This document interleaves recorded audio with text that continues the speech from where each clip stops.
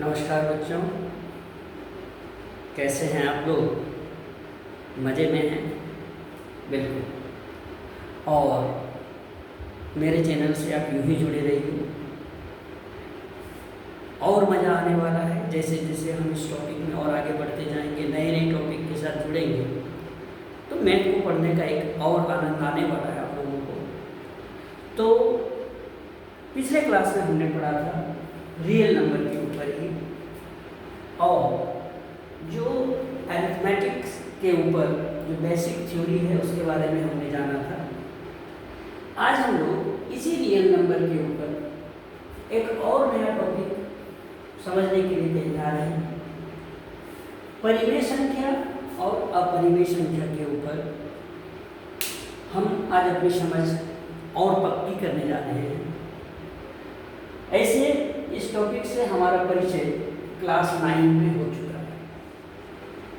Class 9 में हम इस टॉपिक पर थोड़ी चर्चा कर चुके हैं, और वहाँ पर हम लोगों ने एक बेसिक कॉन्सेप्ट बनाया था कि प्रत्येक वह संख्या जिसे p/q के रूप में आप व्यक्त कर सकते हैं, और ये q is not equal to 0 है, तो इसको हम कहते हैं एक परिमेय संख्या।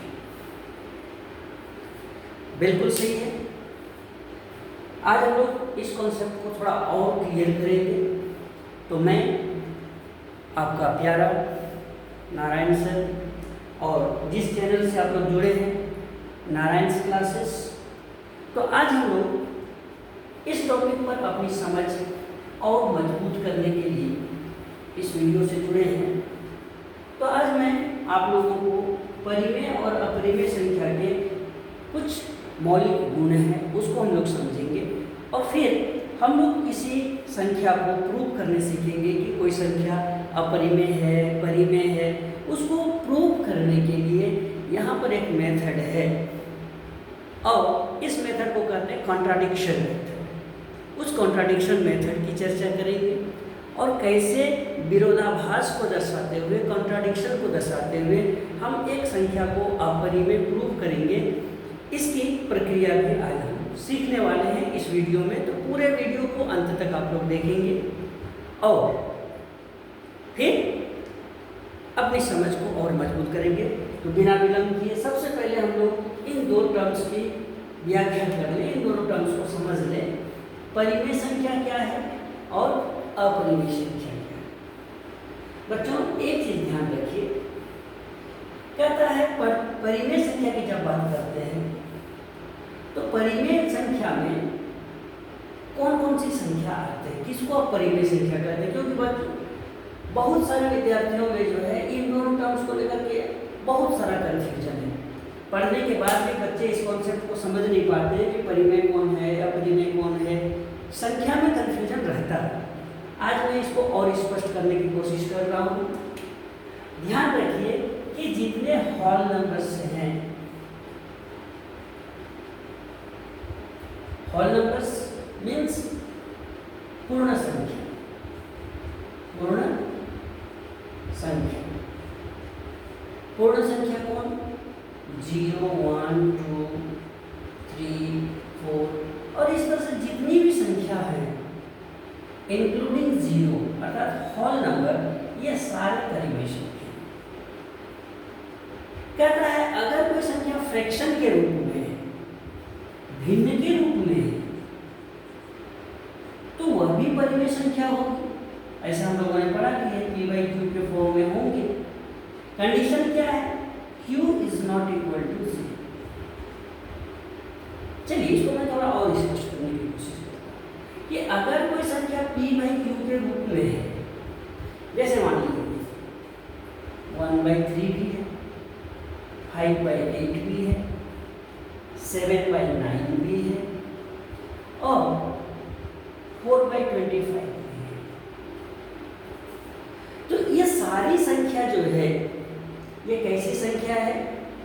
तो करना चूंकि भिन्न के रूप में है और कहीं भी q जो है हमारा 0 नहीं है, अर्थात ये भी एक परिमेय संख्या है, ये भी एक परिमेय संख्या है, ये भी एक परिमेय संख्या है, और ये भी एक परिमेय संख्या है।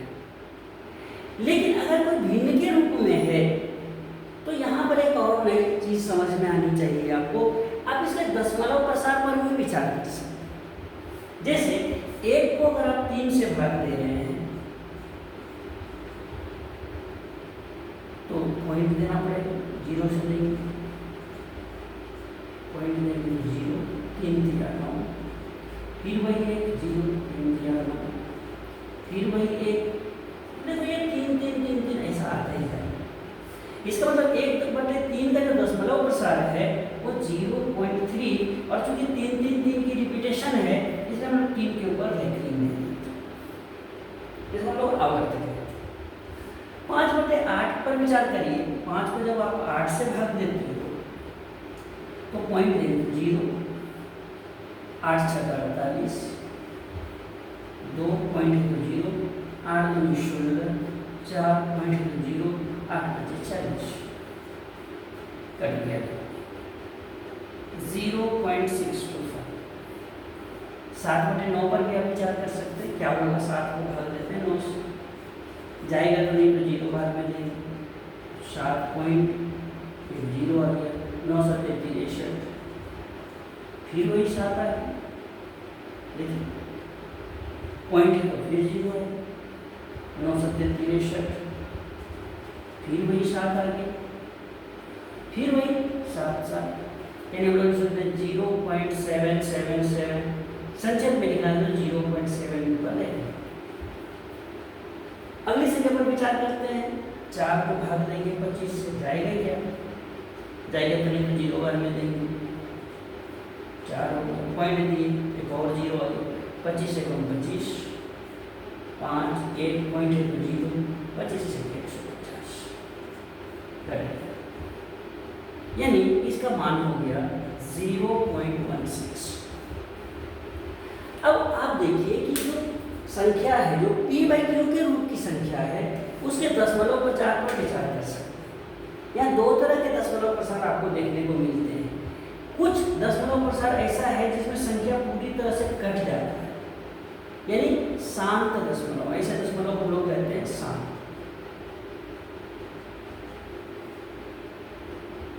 ये भी शांत है। लेकिन दूसरे तरह के दशमलव प्रसार देखिए जिसमें ये कटता नहीं है, लेकिन क्या है कि अंकों का रिपीटेशन हो रहा है, 3 3 3 3 तो 3.5 के अंक रिपीटेशन हो रहे हैं। यहाँ पर देखिए 7 के रिपीटेशन हो रहे हैं। तो यहाँ पर क्या है, ये शांत नहीं है, क्या है, अशांत है। लेकिन कैसा है, रिपीटेशन है, इसीलिए ये आवर्ती है। यहाँ पर भी कैसा है, अशांत है, और क्या है, आवर्ती है।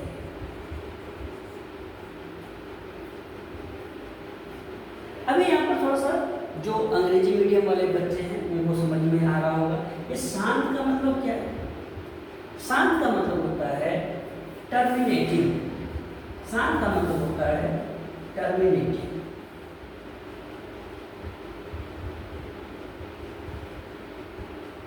और अशांत का मतलब होता है नॉन टर्मिनेटिंग। तो टर्मिनेटिंग और नॉन टर्मिनेटिंग, तो जो कट गया वो है शांत, दैट मीन्स टर्मिनेटिंग। जो नहीं कट रहा है वो है अशांत, दैट इज नॉन टर्मिनेटिंग। तो देखो यहाँ पर कि सारे ही परिमेय संख्या हैं, लेकिन इसके दशमलव प्रसार 2 तरह के हो सकते हैं। पहले मैंने कहा कि ये टर्मिनेटिंग हो सकता है, फिर मैंने कहा ये भी टर्मिनेटिंग है। ये कैसा है, ये नॉन टर्मिनेटिंग है। ये कैसा है, तो ये भी नॉन टर्मिनेटिंग है।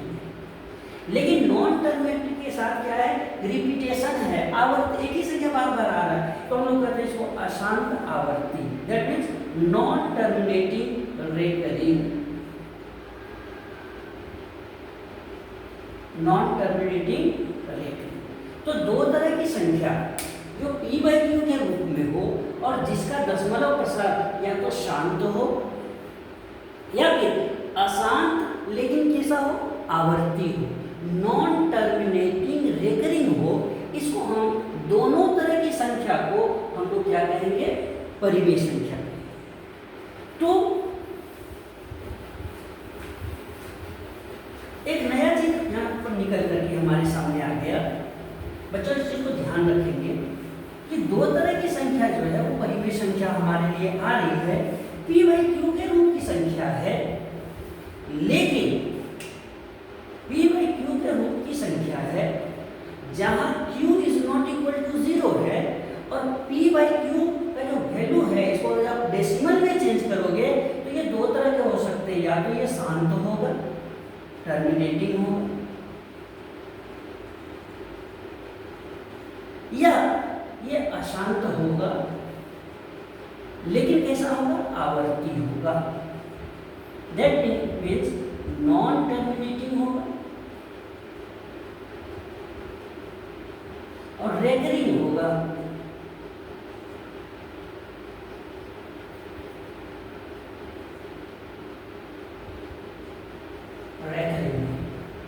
इसको हम लोग कहते हैं अशांत आवर्ती, नॉन टर्मिनेटिंग और रेकरिंग। तो इन दोनों तरह की संख्या को हम लोग क्या कहेंगे, अपरिमेय संख्या कहेंगे। चलिए, बहुत अच्छी बात है। ये तो हो गए कि अपरिमेय संख्या का जो दशमलव प्रसार होगा वो तो या तो टर्मिनेटिंग होगा, टर्मिनेटिंग नहीं होगा तो नॉन टर्मिनेटिंग होगा, नॉन टर्मिनेटिंग होगा तो क्या होना चाहिए, रेकरिंग में होना चाहिए, आवर्ती होना चाहिए। अंकों का रिपीटेशन जरूरी है, अंक एक ही अंक या दो अंक बार बार आए तो हम लोग उसको कहते हैं आवर्ती संख्या। अब मान लीजिए कि किसी संख्या का दशमलव प्रसार क्या हो रहा है, अशांत है, लेकिन आवर्ती नहीं है, क्या है, अनावर्ती है। दैट मीन्स नॉन टर्मिनेटिंग है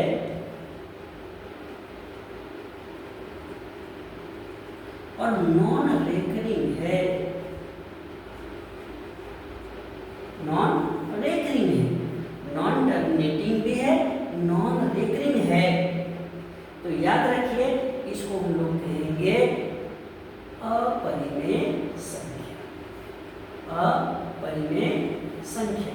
तो वैसी संख्या जिसका दशमलव प्रसार नॉन टर्मिनेटिंग होगा, नॉन रेकरिंग होगा, उसको हम कहेंगे अपरिमेय संख्या।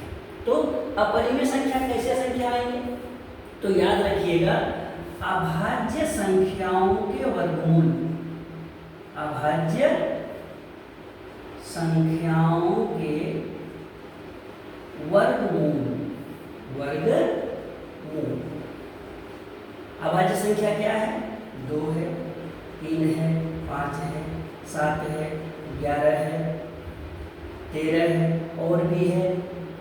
इनके जो वर्गमूल होंगे, वर्गमूल बोले तो √2, √3, √5, √7, √11, √13 एंड सो ऑन। ये सारे कैसे संख्या होंगे, अपरिमेय संख्या।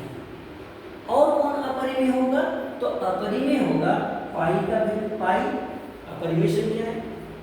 और कौन अपरिमेय है, दशमलव प्रसार को देखिए, इस दशमलव को देखिए 1.01, 001, 0001, 00001, 00001 एंड सो ऑन। देखिए कोई रिपीटेशन नहीं है, 2 अंक के बाद एक है, फिर डबल जीरो के बाद एक है, फिर ट्रिपल जीरो के बाद। तो इस तरह का अगर कोई अंक मिल जाए तो हम इसको क्या कहेंगे, अपरिमेय संख्या कहेंगे, इरेशनल नंबर। तो इरेशनल नंबर के लिए हमने क्या कहा कि उसका जो दशमलव प्रसार होगा नॉन टर्मिनेटिंग, नॉन रेकरिंग होगा। और जितने भी अभाज्य संख्या के वर्गमूल, अभाज्य संख्या को अगर आप रूट के अंदर रखते हो तो इसका कोई भी परफेक्ट स्क्वायर नहीं मिलेगा।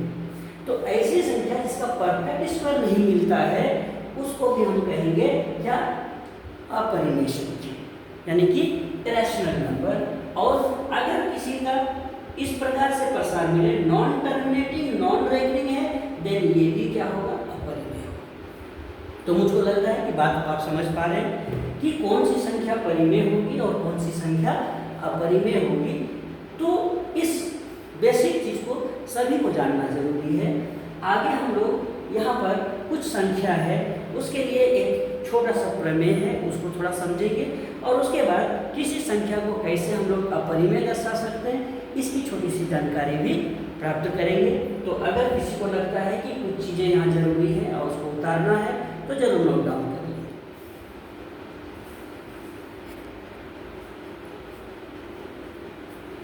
तो बच्चों आप लोगों ने परिमेय और अपरिमेय को उतार लिया होगा।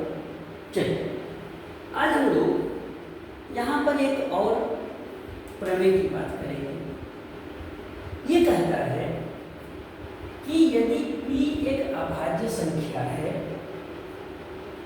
p एक अभाज्य संख्या है, यदि p a² को विभाजित करता है, यदि p a² को विभाजित करता है तो p a को भी विभाजित करेगा।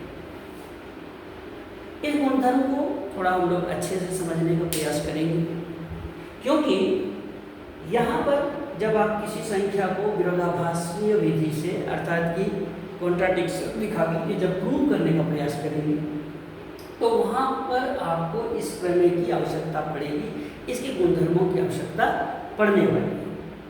तो कहना है कि यदि कोई संख्या है और वो एक अभाज्य संख्या है, p क्या है, एक अभाज्य संख्या है, और यदि p a² को विभाजित करता है, ध्यान दीजिए, यदि p a² को विभाजित करता है तो p a को भी विभाजित करेगा।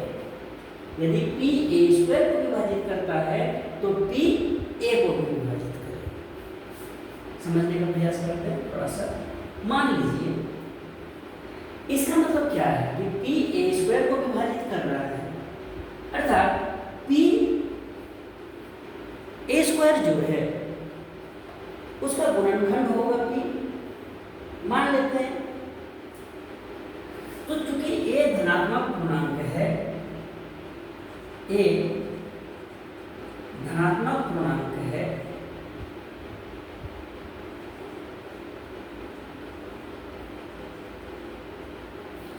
इसलिए a का गुणनखंड क्या हो सकता है?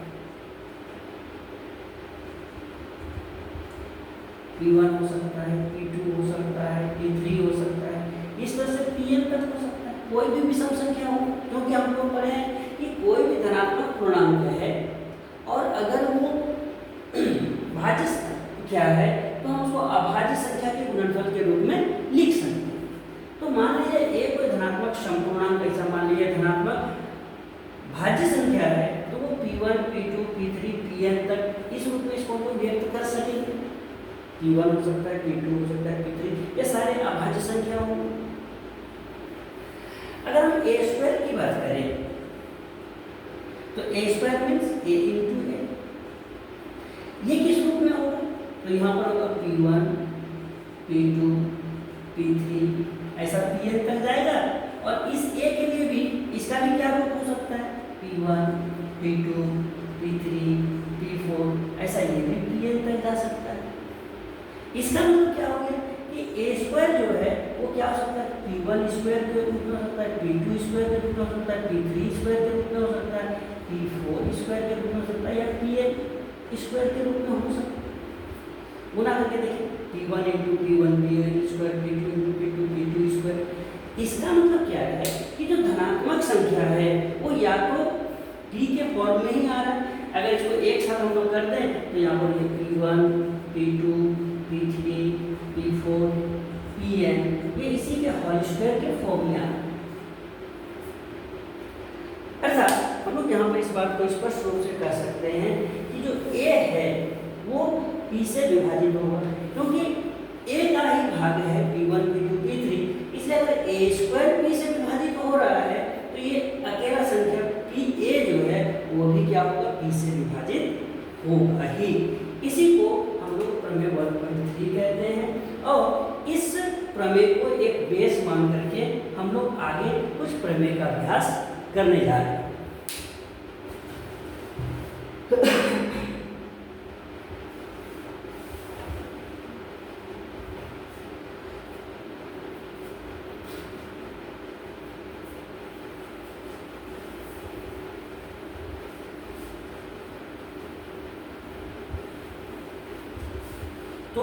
अभी हमने देखा कि अगर कोई संख्या p कोई अभाज्य संख्या है और अगर वो a स्क्वायर को विभाजित करता है, यानी किसी धनात्मक संख्या को विभाजित करता है, उसके वर्ग को विभाजित करता है, दैट मीन्स वह उसके मूल रूप को अर्थात उस संख्या को भी क्या करेगा, विभाजित करेगा। चलिए बहुत अच्छा, आगे थोड़ा बढ़ते हैं। यहाँ पर हम एक विधि सीख रहे हैं, इसको हम लोग कहते हैं विरोधोक्ति विधि।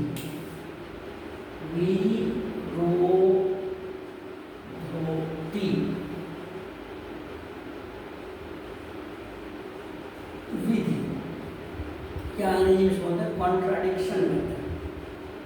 Contradiction method. इस विधि का प्रयोग करके हम लोग किसी संख्या को अपरिमेय सिद्ध करने का प्रयास करते हैं। अगर क्या अंतर है समझ लीजिए। अगर हमको कोई कहे कि आप दर्शाइए कि √2 जो है एक अपरिमेय संख्या है। √2 क्या है, अपरिमेय संख्या है।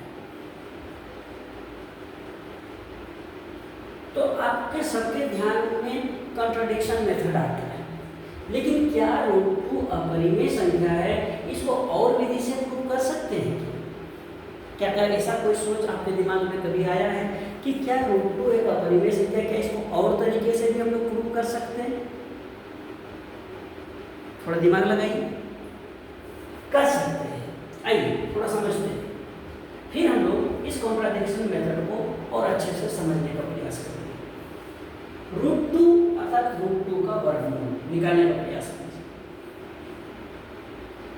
एक से जाएगा, एक और एक आ गया, एक और एक जोड़ दिए, वर्गमूल निकाल दे 2। यहाँ एक ही है, क्या करेंगे, पॉइंट देंगे, क्या होगा, डबल जीरो आएगा। 4 बार 4 दिए तो फिर 4 से ही गुणा करना है, 4 चौके 16, क्या बचा 4, ये तो कैंसिल हो गया। 4 और 4 हो गया 8 और इधर हो गया 2। यहाँ पर 4 पॉइंट है तो फिर डबल जीरो है, एक बार में देखें क्या है, फिर 2 8 1 9। यहाँ पर बच गया हमारा 9 है, 9 से 8 गया 1, 3 से 2 गया 1, पॉइंट है तो फिर डबल जीरो, 1 से भी तो 1 ऐड करेंगे तो 1 2 8 2, किससे देते हैं 4 बार में, 4 चौके 16, 8 मेरा 1, 4 मेरे 8 और 1 9, 4 8 32, 3 4 मेरे 8 3 11। क्या कट के खत्म हो गया, नहीं हुआ, 10 से 6 गया तो 4, क्या बचा 9 से 9 गया तो 0, 8 से 2 गया तो 6, इधर कैंसिल, पॉइंट है तो फिर कर देते। देखिए हम इसको थोड़ा सा इधर करते हैं, 6 0 4 0। चलिए इधर क्या होगा, 4 4 जुड़ गया तो ये हो गया 8, 2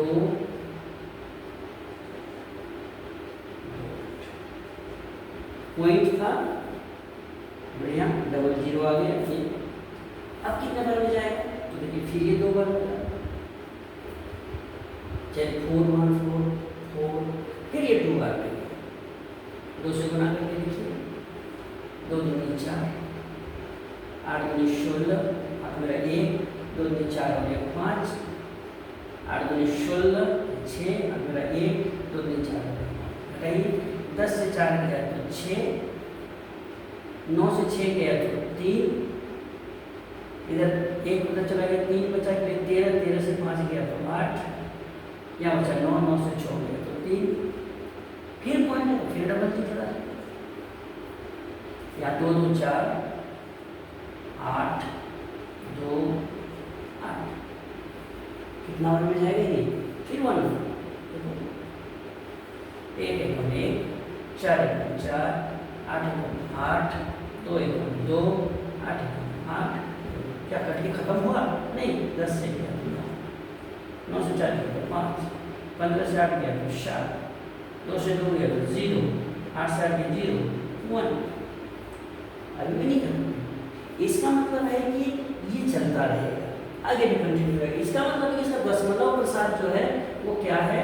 अशांत है, नॉन रेकरिंग है, सॉरी नॉन टर्मिनेटिंग है, कटने वाला नहीं है। लेकिन दशमलव प्रसार कैसा है? क्या आप थोड़ा सा इस पर देख करके विचार कीजिए, क्या ये रेकरिंग है? क्या रिपीटेशन हो रहा है? क्या अंकों का यह रिपीटेशन है कहीं पर? मुझे तो नहीं दिख रहा, क्या आपको दिख रहा है क्या? नहीं, हर बार नया अंक हमको मिल रहा है। इसका मतलब है कि ये अशांत भी है और क्या है? अनावर्ती भी है। तो देखिए हम क्या लिख सकते हैं, √2 का दशमलव प्रसार जो है अशांत भी है और अनावर्ती भी है। अशांत अनावर्ती है, नॉन टर्मिनेटिंग नॉन रेकरिंग है, non terminating non recurring,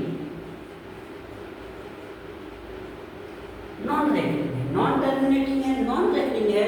hence √2 is an irrational number. √2 कैसी संख्या है? अपरिमेय संख्या है। हम देखो प्रूव कर पा रहे हैं कि ये नॉन टर्मिनेटिंग है, नॉन रेकरिंग है, इसीलिए √2 क्या है? एक अपरिमेय संख्या है। तो डिवीजन मेथड से पॉइंट में ला करके दशमलव निरूपण करके हमने प्रूव कर दिया कि √2 क्या है? एक अपरिमेय संख्या है।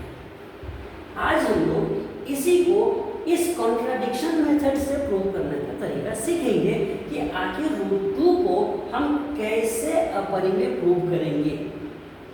किस मेथड से? कॉन्ट्राडिक्शन मेथड से। किस मेथड से? कॉन्ट्राडिक्शन मेथड से। तो देख लीजिए, अगर कोई ऐसा चीज़ आपको लगता है कि समझने में आपको परेशानी है, उसको ध्यान देंगे। चलिए इसको नोट कर लीजिए। चलिए उतार लिया आप लोगों ने, मिटा दूंगा इसको। चलो मिटा।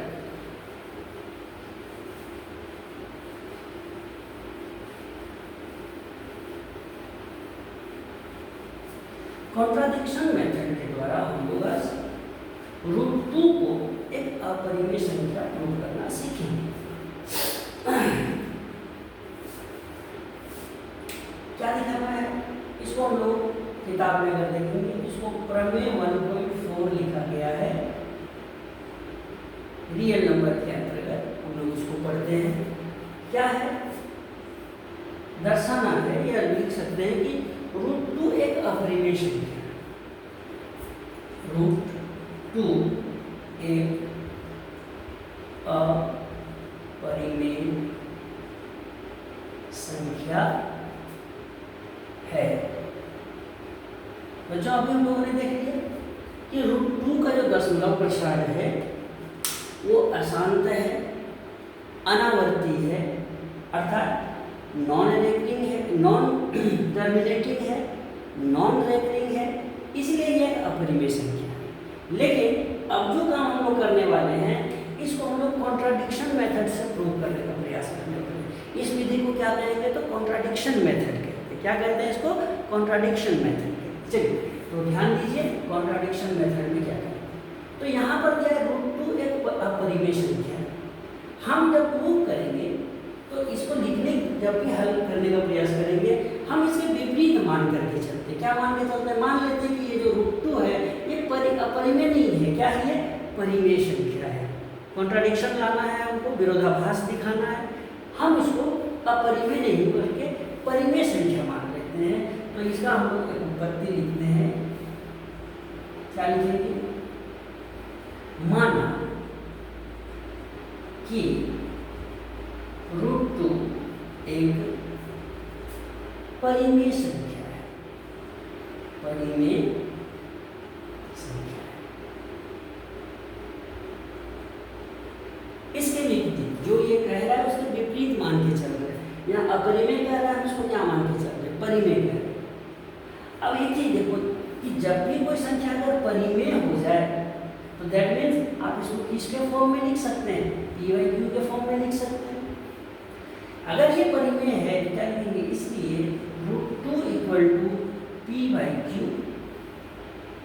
जहां क्या होगा, p और q क्या मान के चलते हैं, तो p और q अपने न्यूनतम रूप में होना चाहिए, यानी इसमें कोई भी उभयनिष्ठ गुणनखंड नहीं है। यानी हम लोग ये मान के चलते हैं कि p और q में एक के अलावा कोई उभयनिष्ठ गुणनखंड नहीं है। जैसे यहाँ पर देखिए 3/4, यानी 3 गुना 1, 2 गुना 2 गुना 1, इसका उभयनिष्ठ गुणनखंड 1 है। तो दो ऐसी संख्या जिसका उभयनिष्ठ गुणनखंड 1 हो, इसको हम लोग अंग्रेजी में बोलते हैं को-प्राइम नंबर्स। क्या कहेंगे, को-प्राइम नंबर्स। और ऐसी संख्या को हिंदी में हम लोग कहते हैं सह-अभाज्य संख्या। क्या कहते हैं, सह-अभाज्य संख्या।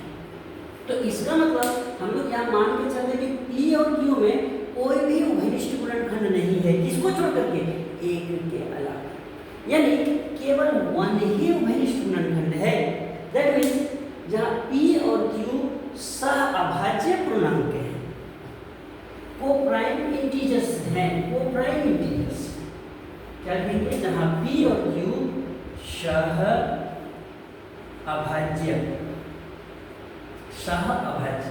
क्या मीन्स को-प्राइम पूर्णांक हैं, इंटीजर्स हैं, पूर्णांक हैं, तथा q is not equal to 0 है। q का मान 0 के बराबर नहीं है, q is not equal to 0। Next क्या करते हैं, दोनों तरफ स्क्वायर करेंगे, स्क्वायरिंग बोथ दी साइड्स। इधर भी स्क्वायर कर दिए, इधर भी स्क्वायर करेंगे, क्या लिख सकते हैं यहाँ पर, दोनों ओर वर्ग कर, स्क्वायरिंग बोथ दिशा, दोनों ओर वर्ग करने पर क्या, देखिए √2 का स्क्वायर दैट मीन्स 2, p का स्क्वायर p स्क्वायर बटे q स्क्वायर, इधर ले तो 2q square is equal to p square. अभी हमने जो प्रमेय पढ़ा था, 2 इधर है, यानी 2 इंटू क्यू स्क्वायर का मल्टीपल करने पर, इसको मल्टीप्लाई करने पर ये p स्क्वायर के बराबर है। दैट मीन्स ये जो p स्क्वायर है वो 2 से डिविजिबल है। यहाँ से देखिए, ये 2 और q को जब आप मल्टीप्लाई करते हो, 2 इंटू क्यू स्क्वायर, इसका और इसका मल्टीपल किसके बराबर है, p स्क्वायर के बराबर है। इन दोनों को गुणा किया तो ये इसके बराबर है।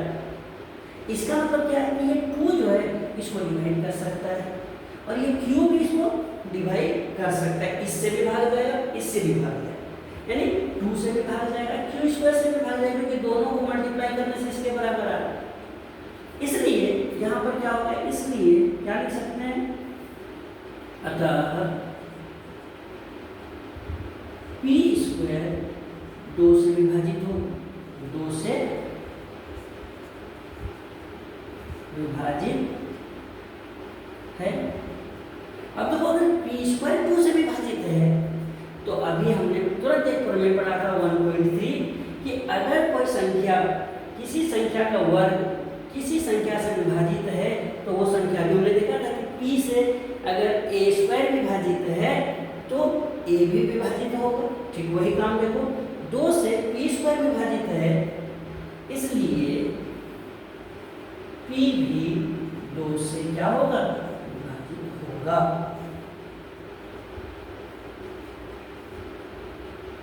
और 2 से विभाजित होने का मतलब क्या है कि 2p का एक अभाज्य गुणनखंड है, इसलिए 2p का एक अभाज्य गुणनखंड है।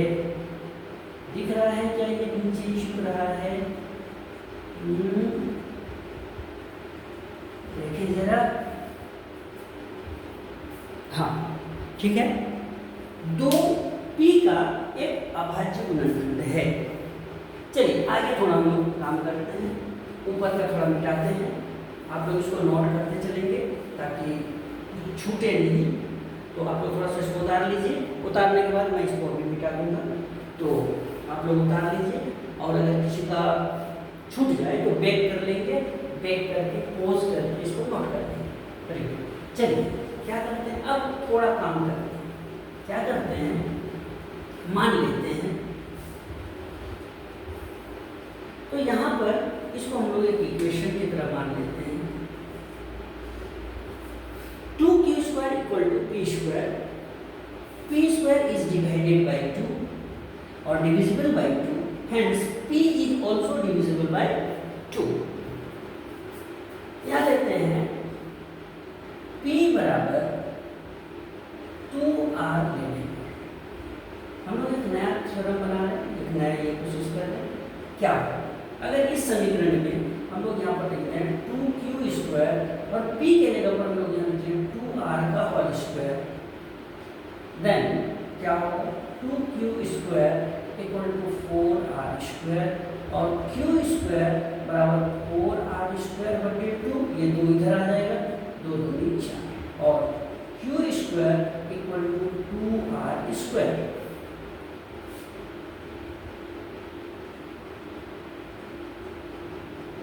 और q square equal to 2r square.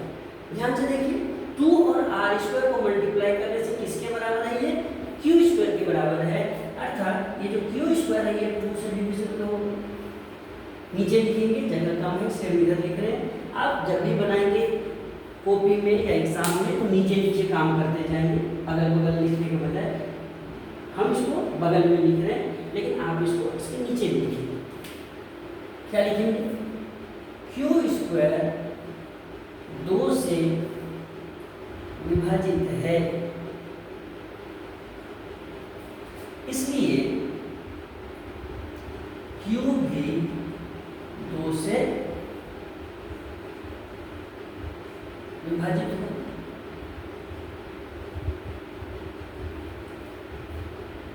अतः 2q का एक गुणनखंड है। देखो मामला तो टेढ़ा हो गया, यहाँ 2 का एक गुणनखंड है। अभाज्य गुणनखंड नहीं भी लिखे तो कोई दिक्कत नहीं, लेकिन 2 अभाज्य संख्या इसलिए अभाज्य गुणनखंड है या गुणनखंड है। अब देखो हम लोगों ने क्या मान के चला था, मान के चला था कि p और q कैसे संख्या है, को प्राइम नंबर्स हैं। लेकिन और इन दोनों का उभयनिष्ठ गुणनखंड केवल और केवल 1 है। लेकिन यहाँ तो मामला फंस गया। क्या फंसा, तो 1 के बाद ये 2 भी गुणनखंड है q का और 2 गुणनखंड है p का। तो इसका मतलब है कि 1 के अलावा भी उभयनिष्ठ गुणनखंड आ गया दोनों में। देखो कौन आ गया, 2 p का भी गुणनखंड है, 2 q का भी गुणनखंड है। क्या अब भी ये को प्राइम हुआ क्या, तो को प्राइम तो रहा नहीं। क्यों, 1 होने से को प्राइम होगा। 1 के अलावा तो 2 भी आ गए दोनों में, इसमें भी 2 आ गया, इसमें भी 2 आ गया। तो क्या ये को प्राइम रहा, नहीं। तो हम जो मान के चले थे कि p और q को प्राइम है, यहाँ तो भाई विरोधाभास आ गया, देखो कॉन्ट्राडिक्शन आ गया, विवाद खड़ा हो गया इसमें। इसी को कहते हैं कॉन्ट्राडिक्शन मेथड। हम बनाते हुए चल रहे हैं, अब यहाँ पर कॉन्ट्राडिक्शन, हम जो मान के चल रहे थे उसमें ही विवाद हो,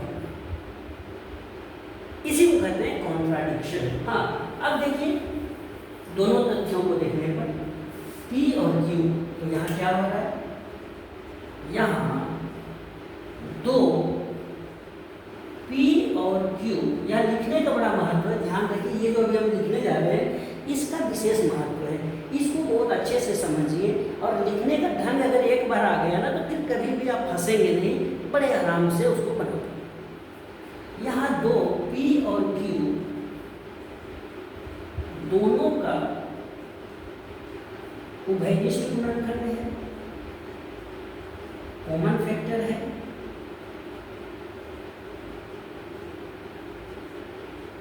जो इस तथ्य का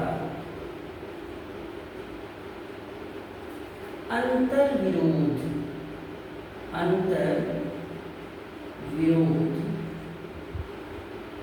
करता है कि p और q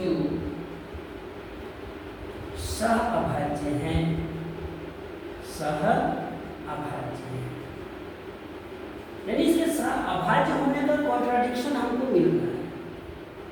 लेकिन कॉन्ट्राडिक्शन मिल क्यों रहा है? कॉन्ट्राडिक्शन इसलिए मिल रहा है कि हम लोगों ने पहले तो भारी भूल कर दी है, संख्या दिया था अपरिमेय और उसको हम लोगों ने मान लिया है परिमेय। इसलिए हम लोगों ने जो कल्पना की है कि √2 एक परिमेय संख्या है, वो हमारी गलत कल्पना थी। तो ये कॉन्ट्राडिक्शन आ रहा है हमारे गलत सोच के कारण, हमारे गलत कल्पना के कारण। तो लिखेंगे यह विरोधाभास, दैट मीन्स कॉन्ट्राडिक्शन, हमें हमारी त्रुटिपूर्ण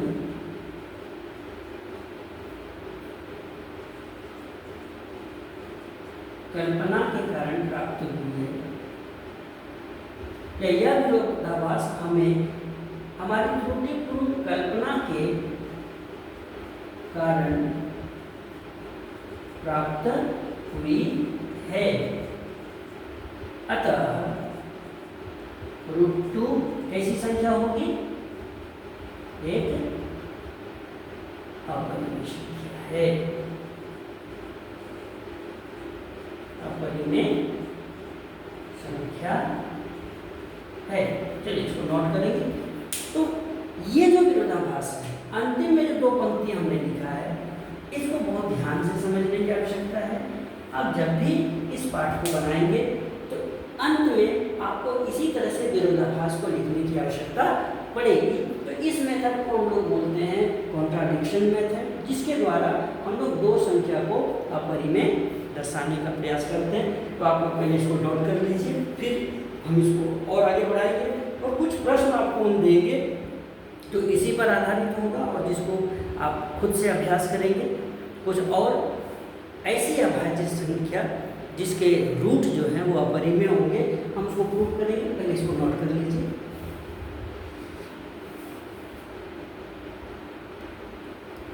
चलिए हो गया, नोट कर लीजिए, मिटा रहा हूँ मैं।